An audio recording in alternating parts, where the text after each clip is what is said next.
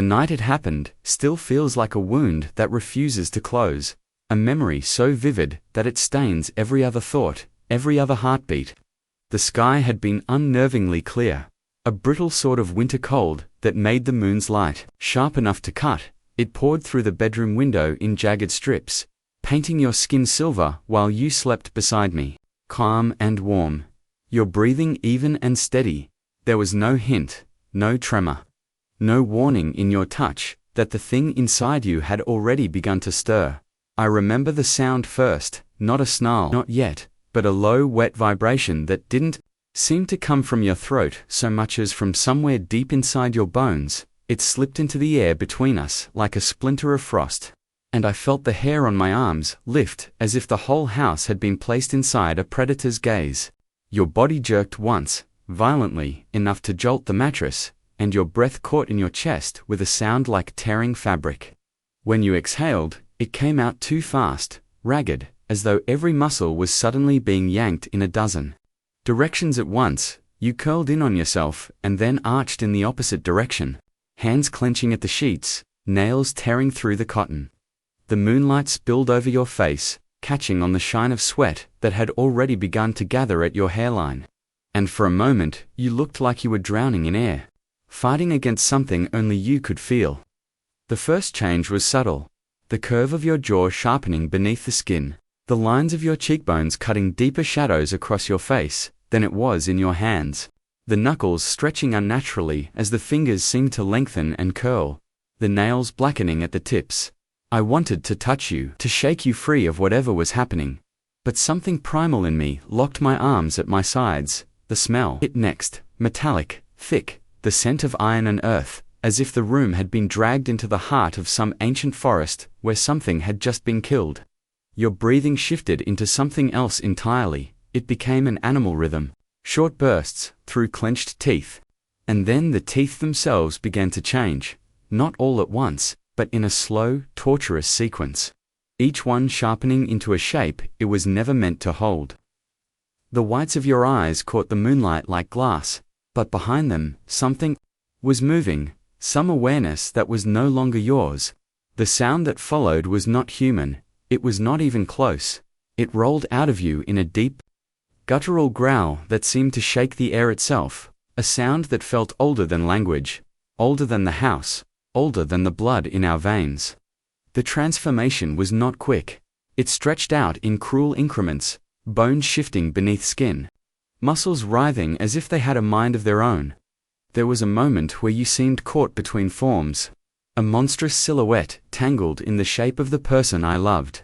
Your face, twisted and unrecognizable, snapped toward me, and for an instant, I saw something there.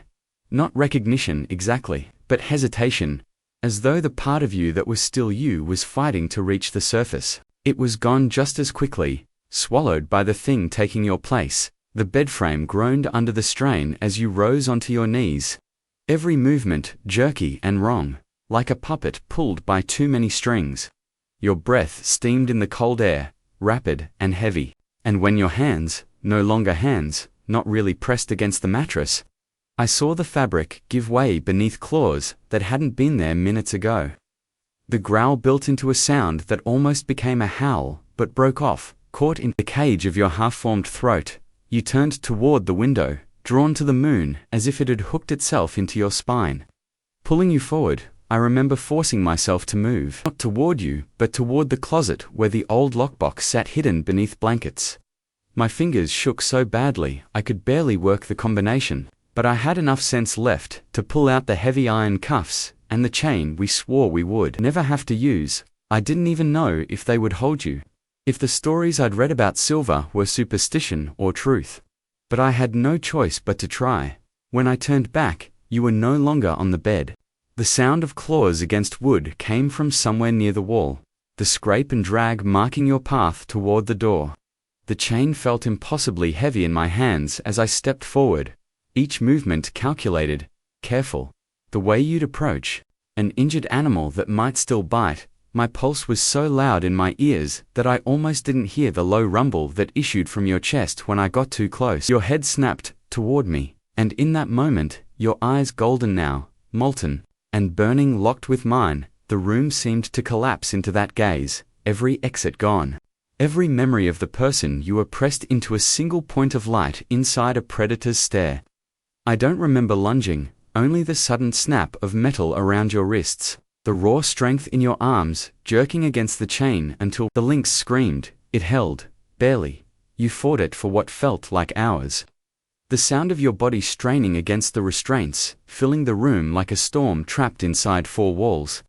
At some point, the fight bled into pacing, the pacing into a restless circling, the circling into a final, shuddering stillness as your chest heaved and the night began to tip toward dawn. When it finally happened, the reversal, the undoing of what the moon had made of you, it came with less violence, but no less horror. You collapsed in on yourself. The claws receding, the teeth dulling, the bones realigning beneath pale sweat-soaked skin, and then you were there again. But not the same. The look in your eyes when they opened was not the look of someone waking from a dream. It was the look of someone who had been awake the whole time, who had seen and done things they could never admit to. The sun broke over the horizon then, spilling its warmth across the floor. But it couldn't touch the cold that had settled in my chest. That was the morning I realized the thing that came for you under the full moon had not just taken your body for the night. It had taken something else, and I didn't know if I'd ever get it back. Daylight did not save us. It only gave us chores, the first morning after the first moon. While the aches still lived under my skin and your eyes flickered with the afterimage of gold, the house revealed itself not as a home but as a perimeter that had never been measured. Every hinge became a weak point. Every window, a mouth you could slip through. Every hallway, a funnel made for panic. I moved through the rooms with a pen and a tape measure and a heart that tried to steady itself by naming what could break, pretending that inventory might be a spell. The floorboards kept their own cracked chorus under my feet. The refrigerator muttered. The heater exhaled and took it back, and beneath all of that another sound waited, a remembered scrape of claw on wood that had written itself into the timbers. We started with the basement because the basement had distance, because the basement had concrete. Because a person can lie to themselves about a lot of things, but concrete is honest in its heaviness. I carried down lengths of chain and the cuffs that smelled faintly of oil and winter. And you followed 2 steps behind, wrapped in an old flannel. That did not seem to warm you. The air grew colder as we descended. The bulb swung and made the shadows jump. And somewhere behind the furnace, a drop of water found metal and marked the seconds like a tired metronome.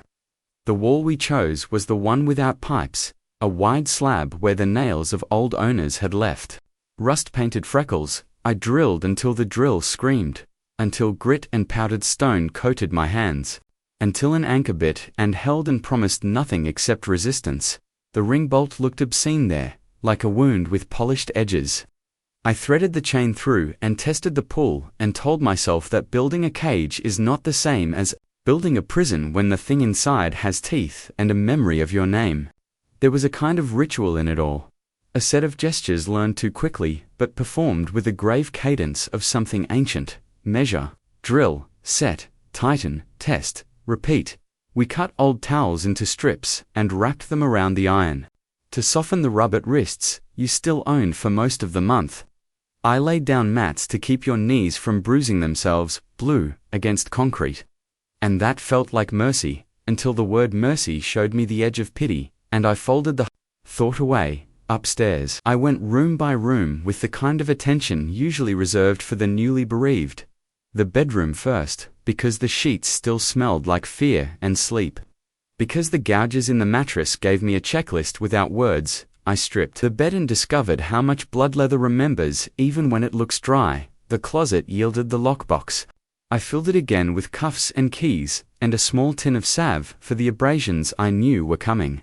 I moved to the windows and learned how useless glass feels once you have seen it throw moonlight like a blade. I drove screws into frames to narrow their openings, added latches that bit clean through the wood. The hardware store clerk would later recognize me by the weight of what I purchased. By the way, I lifted bags as though my arms knew their task in the dark. He would ask nothing because the world prefers not to name what it cannot domesticate. At home, I practiced the new locks with my eyes closed until the motion existed in my wrists, like a second heartbeat. When the wind moved, the house answered differently. The new metal made a smaller sound, a shorter echo, a tighter, more purposeful click. We began to speak in the language of calendars and tides, not aloud, not in the careless way of afternoon talk, but with the precision of people who count to keep something terrible contained. The phases aligned on the fridge under a magnet shaped like an apple, and every red circle around a date carried weight. The week before a circle became a ritual. Protein-heavy meals, water by the gallon, the kind of rest that tries to build a buffer inside bones. You stopped drinking anything stronger than black tea. I stopped playing the music that made your shoulders loosen. I learned how to cook with one ear, always tuned to the rhythm of your breathing in the next room.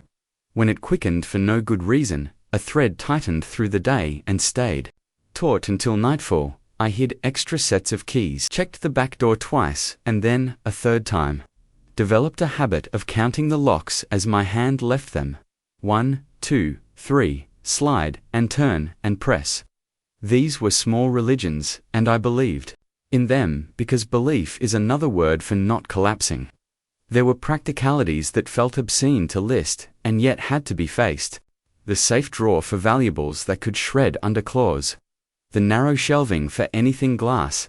The heavy trunk for photos we could not watch be destroyed. I learned to tape down the edges of rugs. To coil cables out of reach, to place furniture. Not for beauty but for sightlines and stoppers. The house took on a defensive geometry. Its corners started to look like tactics. I kept a first aid kit on each floor. Gauze, antiseptic, butterfly closures. Not to fix you the morning made you human again with an efficiency that mocked medicine, but to fix the wakes you left behind. The gash on my forearm from a door I caught at the wrong moment. The blister at the base of your thumb where a cuff had fought your skin. The puncture in the couch that bled stuffing like snow. There was a bag near the basement steps that contained things whose purpose I did not examine too closely. Length of rope, flashlight, a thermal blanket folded with a crispness that suggested hope could be layered like fabric. I wrote a note to myself and slid it into the bag and did not read it again. Because reading it would make it a contract and I was not ready for law between us. When the second full moon came, we tried a system. An hour before the rise, we walked together down the basement stairs. The air down there had already learned your name and set it back in the faintest rustle. You stood beneath the swinging light and offered your wrists, and I pretended not to see the tremor in your hands. The chain spoke quietly as it settled, the metal hush of acceptance. I wrapped the padding carefully, wounded until your pulse under my fingers beat against cotton instead of iron. Your breath shortened and lengthened, a tide without wind, and a sound began in you that was not yet a growl, but remembered how to become one. I moved the water within reach, the small bowl of ice for the back of your neck, a towel folded twice and placed on the floor in a neat square, as if neatness could keep chaos in the margins. Then the air shifted in the way it does when a storm decides. The moon came up. The body you lived in chose another shape. The chain took the force of your lunge and translated it into a vibration that ran through the wall and into the bones of the house. Somewhere upstairs, a picture frame rattled and fell face down. Afterward, the protocol included the gentle things that shame tried to turn away from. The salve for raw skin, the warm cloth for the sweat that smelled like iron in winter, and something that lived under dead leaves, the blanket, for the shivering that came when the change left you emptied out.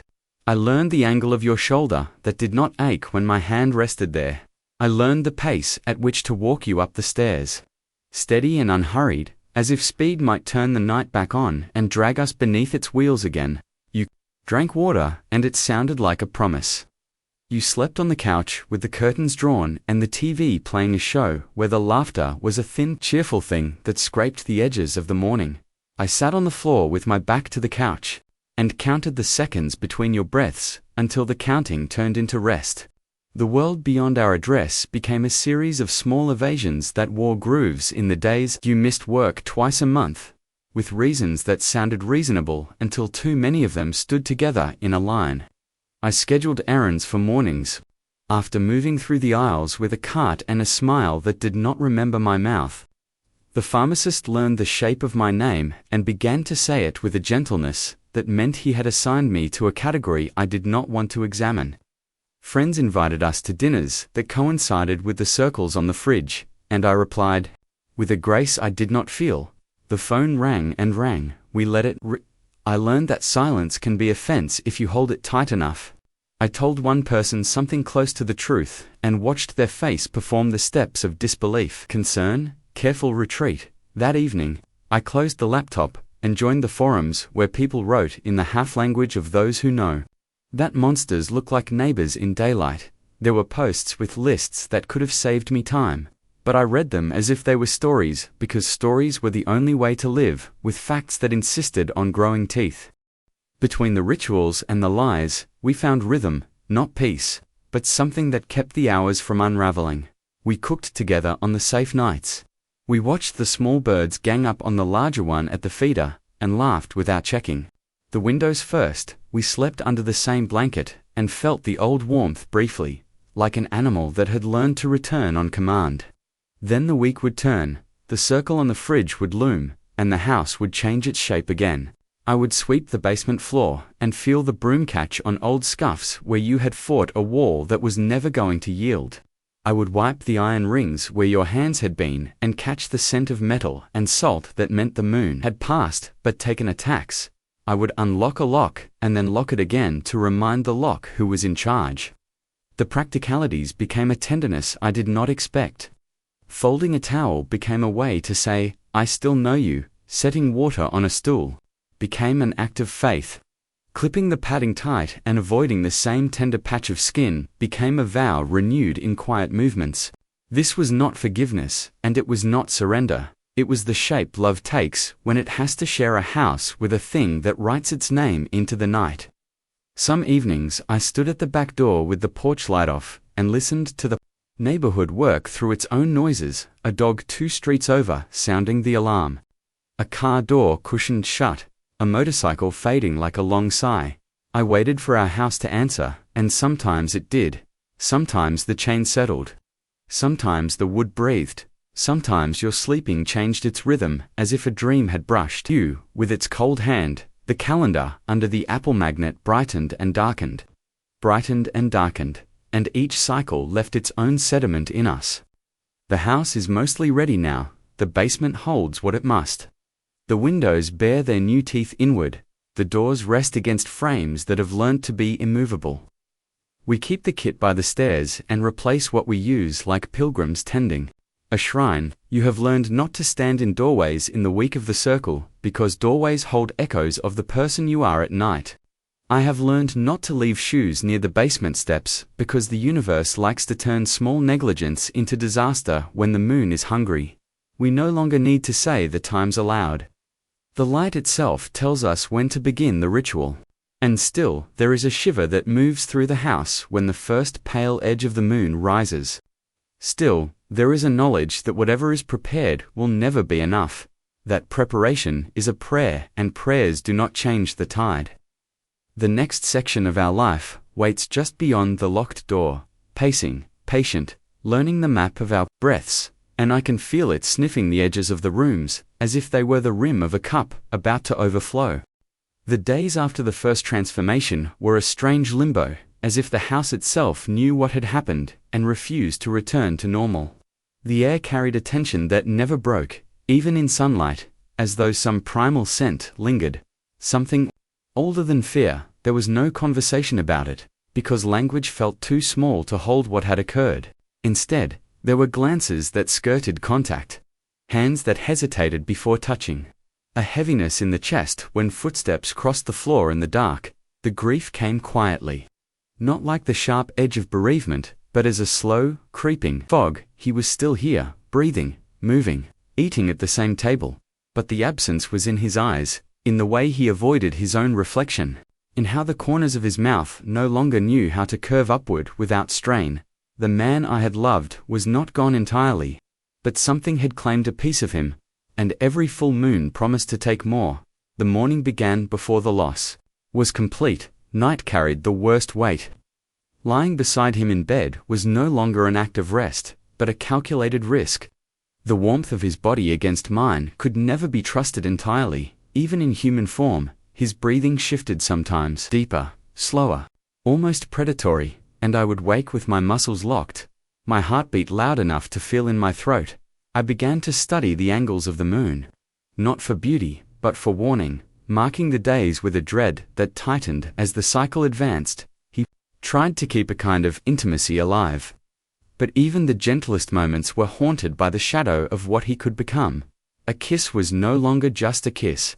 It was a test, a check for any sign that the hunger beneath his skin was stirring.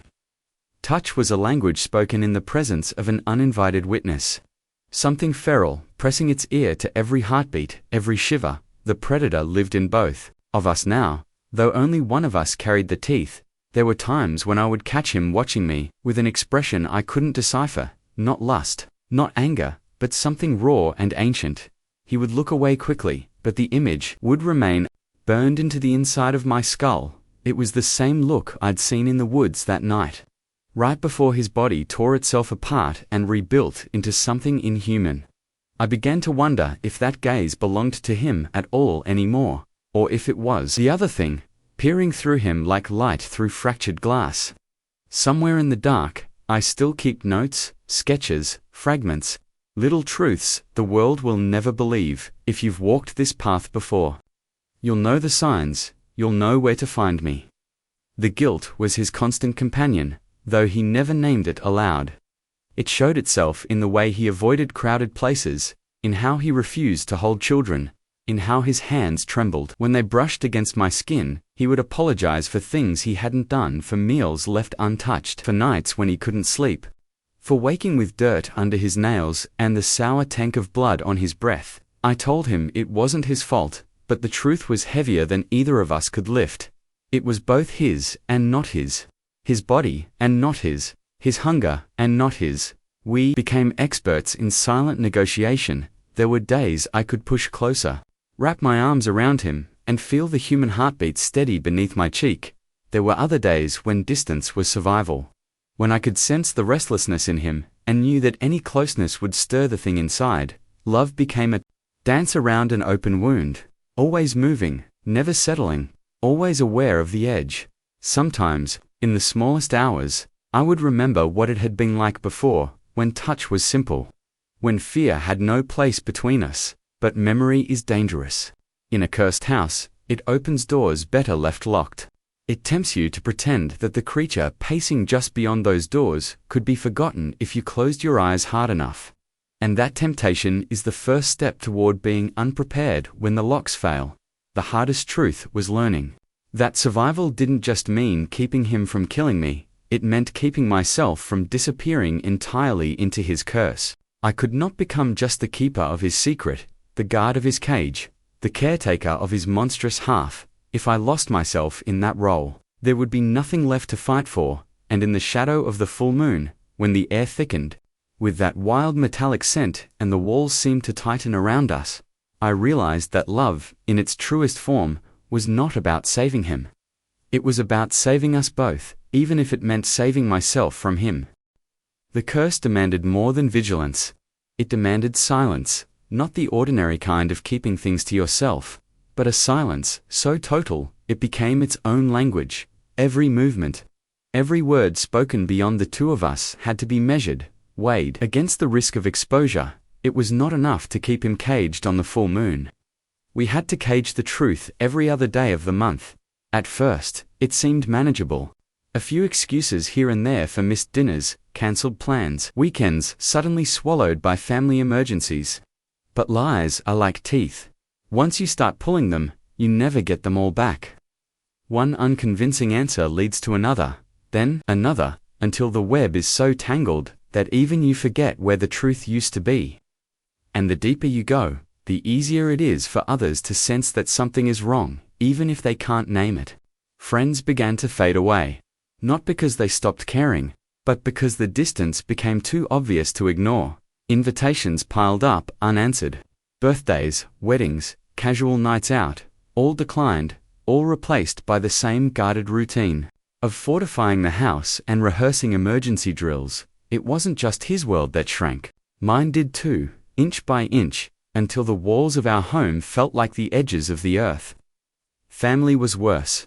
They had known him before, seen him laugh without that haunted edge in his eyes, seen me without the shadow of fear that had settled over my shoulders. They asked questions without realizing how dangerous questions could be. They noticed the weight loss, the paleness, the way his hands were always cold, even in summer. They noticed how I always answered for him, and they noticed. When we stopped visiting entirely, the house became a fortress, not in the romantic, protective sense, but in the way a prison is a fortress, designed to keep something in as much as it keeps others out. Soundproofing became an obsession. Every creak in the floorboards was stuffed, every gap in the windows sealed. The doors were reinforced, not just to withstand a break-in, but to withstand what might try to break out. The smell of fresh wood and metal became as familiar as the smell of him. Isolation has a way of mutating the mind without the anchor of ordinary conversation. The world beyond these walls began to feel unreal, like a faded photograph of a place I had once visited.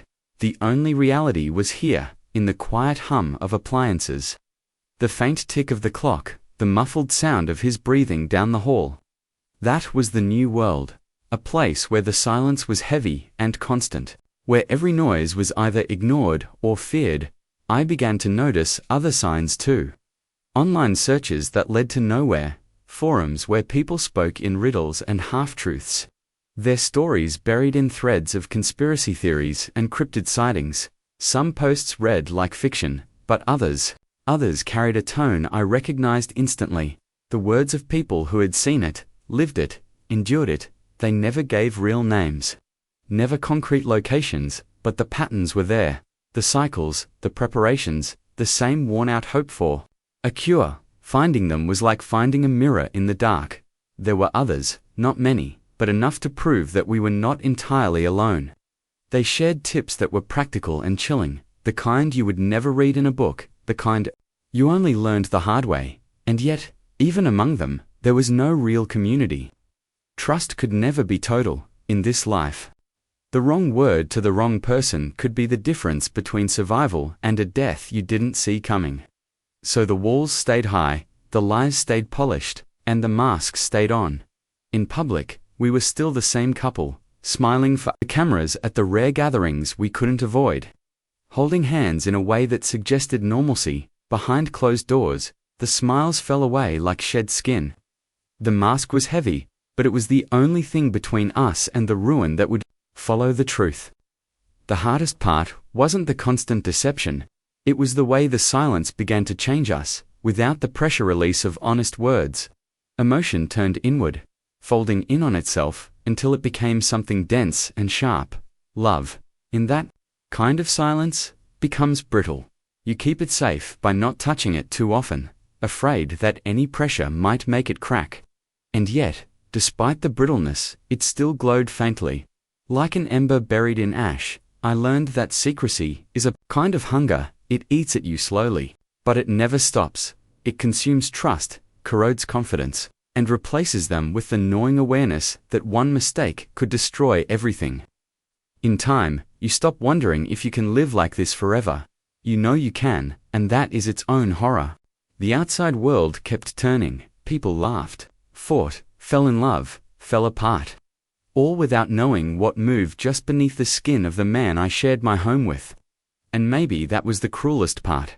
They could live in ignorance. We could not. The silence was not just ours anymore. It belonged to the curse. If you're still here, listening to this, you're part of the few who understand. The others, they'd turn away, but you'll remember this, and maybe, one night, you'll need it. Hope is a strange thing under a curse. It doesn't vanish all at once. It erodes, grain by grain, until you realize you've been clutching sand and calling it salvation. At first, every new lead felt like the start of a rescue. Herbal remedies, hidden in tattered folklore books, cryptic passages in medieval hunting journals, rumors of reclusive shamans who could purge the beast. We chased them all, burning money, miles, and months in the process. But the truth is that hope, when stretched over too many failures, begins to thin. It loses its shine and becomes something quieter, less like a promise and more like a habit. You keep going because you don't know how to stop. The day that truth sank in was not loud. There was no final, crushing disappointment. No single moment that shattered the illusion. It arrived like frost on a window, slowly, invisibly, until one morning the whole surface was covered and you could no longer see through. I remember standing in the kitchen, watching him stare at the floor. His hands trembling, not from the aftershocks of transformation, but from the weight of his own acceptance. There was no cure coming, not in time for us. Maybe not in time for anyone, and in that cold, there was an unexpected warmth. Because without the constant chase for something that might never exist, we could finally see the shape of our lives for what it was. Not a waiting room, not a countdown, but something ongoing, something we could live in, even if it was strange and haunted. Acceptance didn't mean surrender. It meant learning how to live in the shadow without letting it consume every hour. It meant finding the places where light still leaked in. We stopped speaking in terms of when this is over. Instead, we built small rituals into the days between moons, the ones that belonged only to us. Morning coffee on the back step, no matter the weather. Shared books with notes scrawled in the margins. A particular song we always played before locking down for the night. These moments became the bones of a new life, one that could hold both love and terror without breaking. We also learned the value of vigilance without obsession. The security measures stayed in place, the soundproofing remained. The reinforced locks and bolted doors all kept their silent watch, but they became part of the scenery, no longer the centerpiece of our existence. The curse was still here, but it wasn't the only thing here. What surprised me most was how love adapted. It did not stay the same. It could not. The kind of love we had before, careless, ordinary, threaded with the lightness of easy trust, could not survive what we faced. In its place grew something heavier, denser, not always comfortable to carry, but impossible to put down. Love became an act of endurance. It was holding on, even when fear whispered in your ear every night. It was seeing the shadow move in him and choosing to stay, even when the animal inside could tear that choice apart. Fear and love began to coexist in ways I never thought possible. The fear was not just of him, but for him. The fear of what he might do was bound to the fear of what might be done to him if anyone found out. Every full moon became a crucible for both of us. For him, the agony of the change. For me, the agony of waiting, listening to the sounds on the other side of reinforced walls, knowing what they meant when it was over. We were both different, yet both still here. That became the quiet victory we counted. Survival, month after month, intimacy changed to. It wasn't about the easy brush of hands in a crowd, or the casual warmth of a shared bed. It was about the moments when the human in him looked at me with eyes that still held recognition after the beast had been there. It was in the way his breathing calmed when my hand rested on his shoulder. Even in the days when guilt made him avoid my gaze, love became a language of small touches, of shared silences, of resilience woven into the marrow. There were still bad nights, nights when the fear returned with teeth. When the moon hung like a blade in the sky, and I found myself staring at the locks over and over, convincing myself they would hold. Nights when the transformation left him so hollowed out he could barely stand. But there were also good nights. Nights when laughter returned, unexpected and unforced. Nights when we sat under the stars and talked, not of cures, not of fear, but of nothing at all. Just to feel what it was like to be unburdened for a while. The longer we lived like this, the more I understood that survival was not just about keeping the beast contained, it was about keeping us intact. The curse could take his body once a month, could bend his bones and tear his skin, but it could not have the bond we built in the days between. That bond was forged in fire, cooled in silence, and sharpened by every close call. In the end, acceptance became a kind of defiance. If the curse could not be beaten, it would have to live alongside us, and we would not give it the satisfaction of breaking us. It would howl behind locked doors, but it would never have the last word that belonged to us. There is a strange freedom in realizing you can live with something you once thought would destroy you. The fear never leaves, but it becomes familiar, almost like an old injury that aches when the weather changes. You know its rhythms. You know its boundaries. You know when it's safe to let yourself breathe. We did not win, not in the way most people would define it, but we did not lose either. We learned to move forward in a life we never would have chosen, and in doing so, we discovered the strength of an unbreakable bond. Love, in its truest form, is not the absence of fear. It is the decision to keep standing together in the middle of it, and so we stand. The month turned like a key, and the house admitted a colder kind of night. The calendar under the Apple magnet had worn a groove into my vision.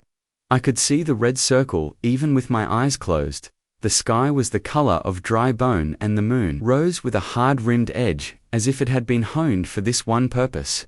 We read the signs earlier than usual this time. Your pulse climbed a stair I could not see. Your hands found the rail of the basement steps without looking. The house had learned our choreography and made room for the ritual. The air thinned, the light grew flat. The furnace quieted in the way things do when they recognize a predator and decide to hold still. We had done everything right. The soundproofing held its tongue, the bolts sat fat in the wood, the chain waited. On its hook, wrapped in the padding, I cut and recut until it resembled care made tangible. The kit lay open with its familiar metal and cloth and water and salve, and the little card I never read shifted in a draft that should not have been there. I caught it with my fingertips and slid it back beneath the blanket. Superstition is a private door, and I kept that one closed. The first shiver through you came too early. A ripple under the skin that had nothing to do with temperature. Your gaze caught on the furnace glow, and then slipped past it to the concrete wall, as if listening to something I could not hear. The cuffs closed easier than they ever had. Not because your hands were calm, but because mine had learned the shape of fear so well they could work beside it. The chain sounded like a held breath. A metal hush. I layered the cloth at your wrists, made the knots the way I had practiced, tucked the ends where teeth could not find them. The towel went to the floor, the water to the stool, the light swung. Once and steadied, the moon took you. It took you cleanly, as if this time it had no patience for the messy overture. Bone moved against bone, with a sound like green wood twisting. Heat seared through your skin and lifted your sweat into the cold air, until the room smelled like iron and rain and old leaves crushed underfoot. The breath left you in a long, torn exhalation and returned in jagged segments that did not belong to any breathing you had ever done while human. Your hands closed on the chain, and the chain answered with a dull groan that ran up the wall and into the studs, into the flooring, into the house's spine. The soundproofing swallowed the worst of it, but the vibrations stayed. A low animal hum inside the timber, inside my own ribs, as if something in the structure had decided to resonate with whatever you had become. We had been careful with small negligence since the last moon. No shoes near the steps, no keys on hooks that could rattle free, no glass within sweep of the chain. I had scrubbed the concrete where the last blood set and found the faint pink halo it left behind, and told myself that mercy also looks like bleach.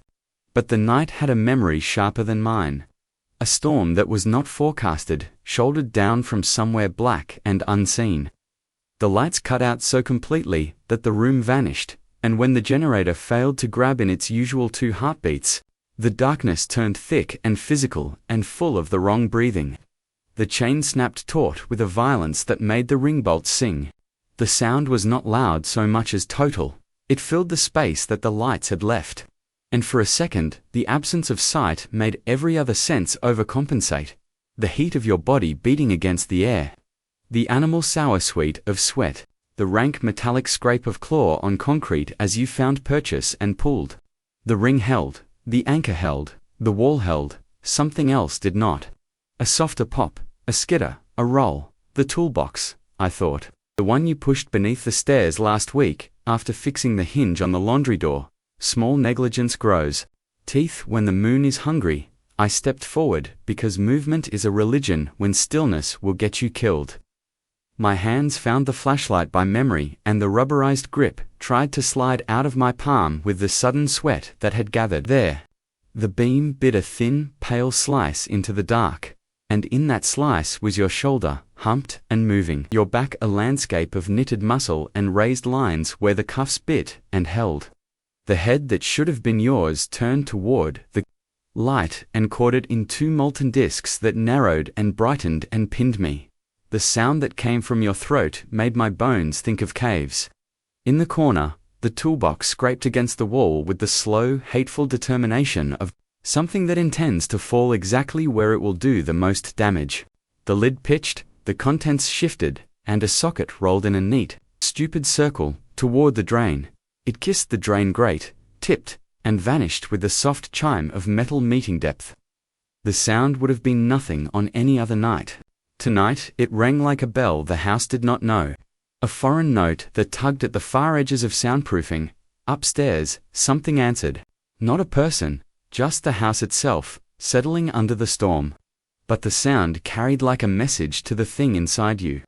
It surged, and the chain answered with a shudder that made the ring ask a question of the concrete that I did not want the concrete to consider. I moved to the wall without thinking, and braced my weight against the bolt with my shoulder and the flat of my hands, as if force could substitute for physics. The vibration ran into me, and set my teeth on edge. The light clattered to the floor and cut an angle across your forearm, and for a moment I saw both skins at once. The human grain of hair. The rising ridge of something lupin pressing from below. The growl broke into a sound I had not heard since the first night. Not a howl, not yet, but an attempt. The instrument of your throat halfway between shapes and ruin, the storm answered. With a hard slap of rain against the little window near the ceiling, the glass held, the seal shivered. Water found an old seam, and wrote a dark line down the concrete, like a clock deciding to start. The generator coughed itself awake, and the light returned with a stale, humming certainty. And in that instant something gave that was not supposed to give, not the ring. One of the anchors on the cuffs, padding shifted. A tiny slackening that would mean nothing to a person with wrists and sense. To the thing with forearms lit by the memory of forests, it meant leverage. The chain bucked, and the cuff twisted and tore the skin beneath, and a heat bloom rose into the air that smelled like salt and pennies. Your head snapped toward the smell with the helpless purity of hunger. The eyes I searched for in you were not there. What looked back was instinct in a gold bowl. The whole basement tilted toward that gaze. There is a place inside fear where decisions are not made so much as discovered. Mine had been waiting there for me. I stepped into your reach. The chain sang, and the cuff screamed, and your arm moved with a speed that belonged to animals with shorter lives. And the blow made sound. In my body that I will carry until the last daylight that ever finds me, I went down in a clean, quiet way. The world narrowed to the concrete an inch from my face, and the flashlight's beam sliding over a hairline crack that runs the length of the floor like a dry river. The pane was a long white room with no furniture. I stepped through it and came out the other side, holding the only tool that mattered. The tendency I have to complete the motion my hands start. I was already up again. The towel, that is not a towel, but a ritual, was in my hand. I moved along the arc of your reach, staying just outside the path of the next swing. The padding had loosened. I saw the corner where the wrap had slipped, and the buckle had begun to bite. The old training we invented to keep from dying did the part where it saves us.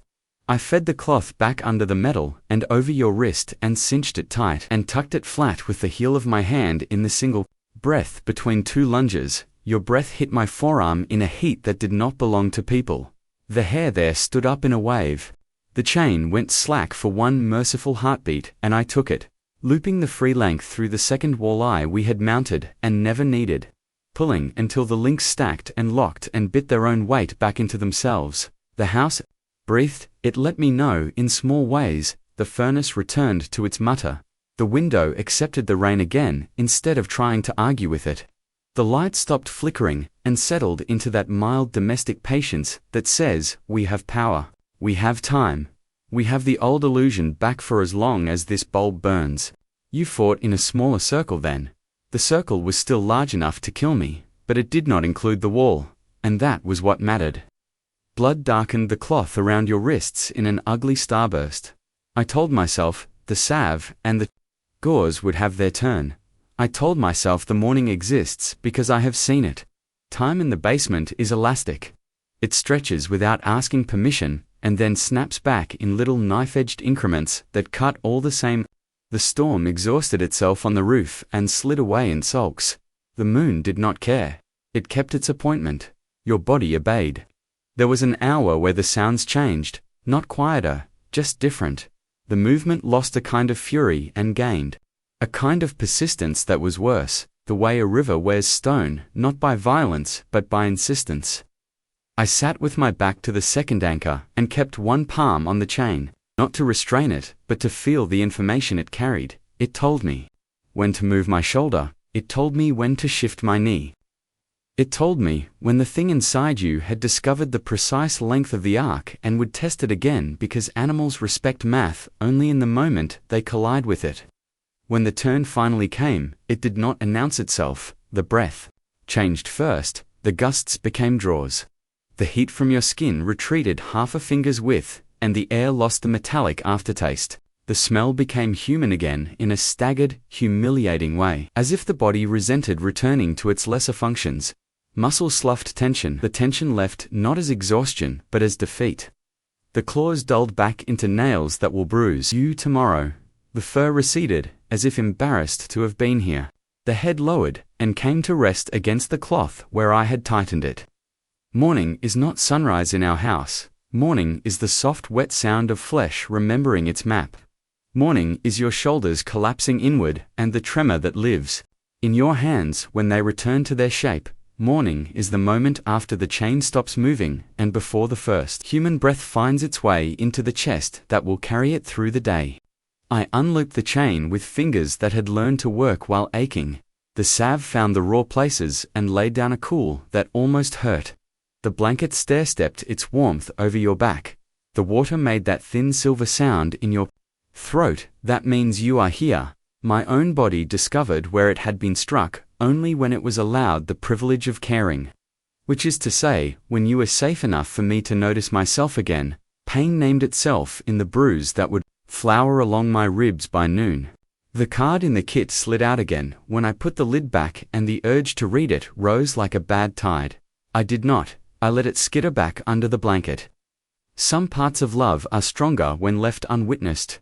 Upstairs the world put on its costume. Birds auditioned for morning. A car across the street coughed itself awake, and left a line of sound in air that had forgotten ordinary. The refrigerator found its hum. The heater took a confident breath and kept it. I walked you slowly to the couch, the pace we have learned that does not invite the night back in. You lay down the way survivors do, occupying the shape a person is supposed to make in furniture, and stared at nothing the way people who have seen too much stare at nothing. I sat on the floor with my back against the frame and counted your breaths until the counting became a hush, and the hush became something like rest. The house remembered us. That is the victory we get. The bolt has a scuff now, where my shoulder pressed, and I will see it every time I go down those stairs. The cuff will take new padding. The chain will creak at the second eye, and I will oil it and pretend that maintenance is a kind of prayer that works. The storms seem down. The concrete will dry into a line that looks like it has always been there. And maybe it has. And maybe tonight only taught me to notice it. We did not break. The moon tried, the storm tried, the small negligence tried. The animal inside you tried, because trying is what it knows how to do. We held. There will be another circle under the apple magnet. There will be another descent into the basement with the flannel and the towel and the water. That means survival, because it means time. There will be another night that wants to rename us. The next section of our life is already pacing just past the door we kept shut. It will wait for the click of the lock, for the steps on the stairs, for the moment when our hands perform the motions that are no longer choices, but vows. It will meet us where it always does, at the hinge between what we love and what loves us enough to try to devour us. And we will meet it with the same instruments we always carry. The weight of the chain, the tenderness of the cloth, the stubborn arithmetic of two people deciding, again, not to let the other go. Every full moon writes a new line in our story. And if you've been writing your own, maybe it's time you added it to ours. The day after the worst night moved through the rooms with a gentleness that felt almost cruel, as if the world had chosen a soft voice to deliver hard truths. Light slid across the walls in clean planes, dust lifting and circling as if the air had remembered how to be ordinary. The refrigerator hummed with the stubborn pride of machines that believe in schedules. And the heater found a rhythm that sounded like hope rehearsing. None of it touched the place in me that still listened for claws. The house had survived, and in surviving it, had learned another shape. A posture closer to permanence. A stance that leaned away from panic and toward endurance. I made coffee because boiling water is the closest thing to prayer a kitchen understands. The kettle breathed and then sang, and the 3 notes it always made climbed the spine of the morning and perched there like a small, bright sentinel. You slept in the pattern you slip into when the night has taken more than it should. The blanket climbed your back in quiet hills. Your hands stayed open on the pillow, the fingers loose, the palms up, the skin mapped with small stories the chain had written, and the salve had begun to blur. The room around you kept the kind of stillness that feels deliberate. The curtains breathed with the minimal courage of the thin wind outside. The clock performed its minute acrobatics. With reliable vanity, I sat in the chair that creaks on one note, and let the mug warm my hands until my skin remembered itself. Somewhere deep in the house, the settled dust remembered the storm and decided not to rise for it again. Morning wore away at its own pace. The bruise blooming along my ribs announced a color I had not seen on my body in years. A rich, sullen violet that would green and yellow before it left.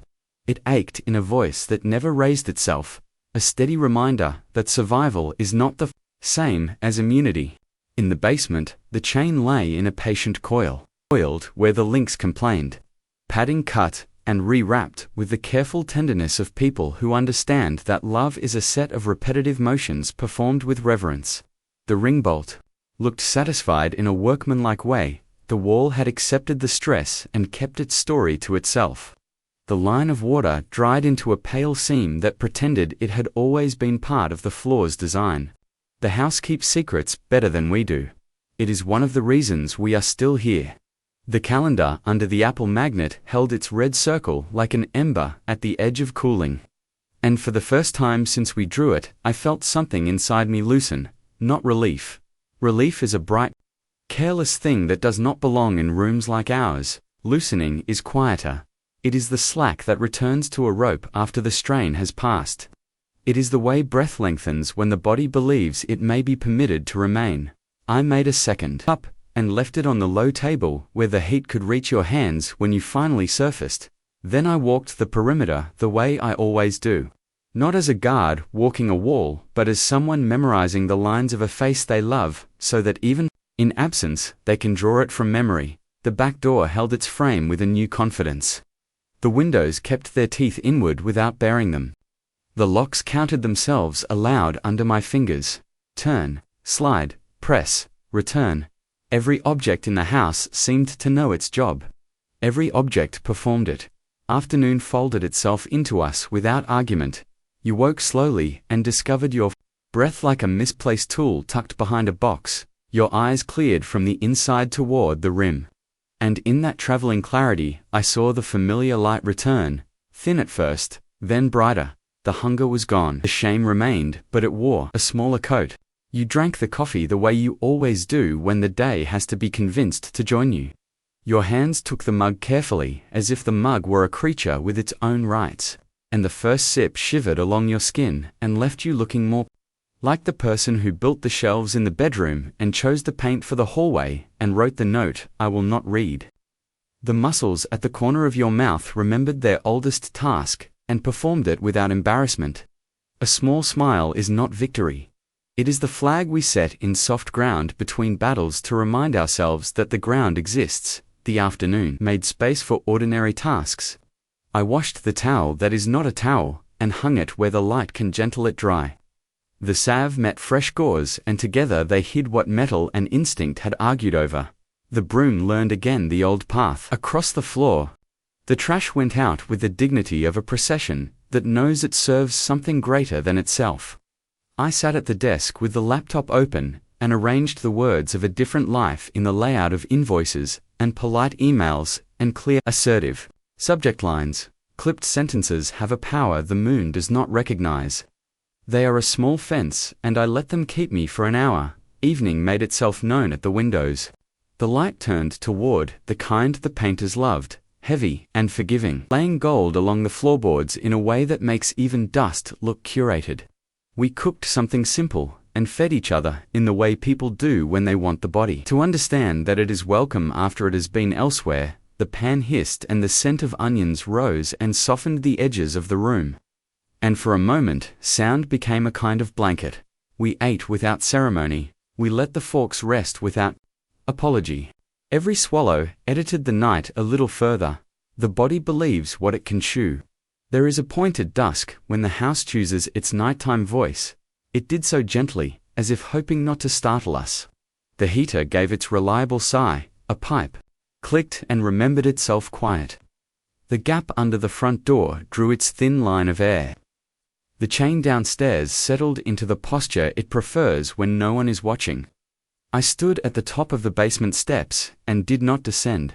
There was nothing there that needed me. This felt like a skill.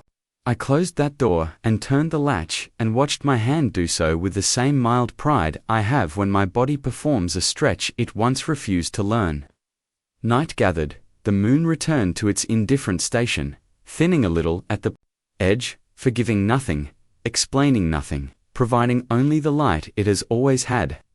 It slanted through the narrow window and crossed the room in a bar that laid itself over the couch. Over your legs, over the old woven rug that smells faintly of cedar and the autumn before the first change. The bar of light made our living room look briefly like a cell. The metaphor tried to flex, then relented. We have earned something larger than metaphors about captivity.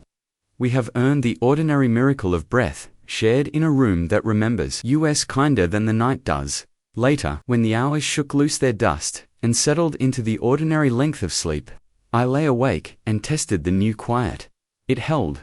The quiet did not hide knives. It did not wait to pounce. It simply extended itself from wall to wall like fresh linen. I traced with my mind the map I always trace: back door bolts, kitchen window latches, hallway lock, bedroom window screws, basement door latch, chain through the eye, cuff buckles, padding knots. The map answered without protest. Everything was where it should be. The body began to trust the fact without demanding proof. This is the closest thing to peace I expect to know. And it arrived without fanfare, and sat down on the end of the bed like an old friend who does not need to speak. In the weeks that followed, the house learned more of our hours. We allowed friends back in small, careful doses, and let laughter find its place without interrogating it. We let families see us under afternoon light, where no echoes live. We chose a path through the world that avoids the dates under the Apple magnet and the anniversaries the moon stubbornly celebrates. We kept the forums and read them with a compassion that does not require replies. We kept the secret, and it kept us. We understood with a maturity that embarrassed our younger selves that life is not a contest between terror and joy where one must destroy the other. Life is a room where both sit and learn each other's names. The next red circle came the way they always do. Like a tide with a practiced stride, the basement accepted us without commentary. The towel folded itself inside my hands, as if it had been born to that shape. The chain lifted its own weight, as if it had decided it was part of our arms. The bolt looked like a star fallen into concrete. The ritual happened with the dignity of repetition and the absence of arrogance. The night took from us, and did not take us. Morning returned with its small toolbox of kindly noises. The bruise along my ribs had nearly faded by then to a memory green. Your wrists learn to heal faster, because skin loves practice almost as much as fear does. We made coffee. We counted the locks by touch and found all of them willing participants. The house breathed, we breathed back. There will always be a bar of moonlight laid across some piece of our lives. It will choose a floorboard, or a blanket, or the floor of the basement, where the line of water dried into a pale suggestion of a river. It will find the ring in the concrete, and make a thin crown of it. It will pass over the Apple magnet, and polish the red circle until it looks ceremonial. It will write its quiet signature on our faces while we sleep, and it will not ask permission. It does not need permission. What it cannot do is change the stubborn arithmetic we have made of our days. It cannot unlearn our hands from their tasks. It cannot unknot the cloth. It cannot unlatch the breath we have chosen to share. It shines and it goes, and it shines again, and in the spaces between its certainties we continue to practice ours. At night, when the neighborhood speaks in small voices, and the trees move like thoughts, and the road forgets the weight of cars, I stand sometimes at the back door with the light off, and let the dark come all the way up to the glass. The yard holds its distance, the fence negotiates with the shadows. Somewhere, a dog decides whether to report the moon again. The house stands behind me, with its memories and its revised blueprints and its secrets arranged like jars on a shelf. Your breathing finds me the way a lighthouse finds ships that have decided not to pretend they are not lost. I rest my forehead against the cool pain and accept that no cure may come, and accept that acceptance is not resignation, and accept that love has learned a new language, and that I am fluent enough to live here. The story does not end, because the moon does not. The chain will need oil, the towel will need laundering, the Apple magnet will need a new calendar, and then another. The body will carry a museum of small scars that catalogue what devotion costs. The house will gather more of our voices until the timber hums with them, and the nails believe. The darkness will try its old tricks and find us busy. We will prepare again when the time asks it of us. We will live in the daylight with the unremarkable grace of people who have learned how to keep a promise that keeps needing to be kept. And when the beam of moonlight comes sliding through the room, it will lay its narrow bar across our floor, and find us, as it always does, already awake, already listening, already dimming the lights and tightening the knots and pouring the water and deciding again. Without ceremony and without witness, that love remains and that love will hold. And for those who hunger for more, step deeper into the shadows with our Ultimate Werewolf Horror playlist linked in the description below. In the world of horror, the scariest things happen when you least expect them, and trust me, you don't want to be left in the dark. Welcome to the darkness.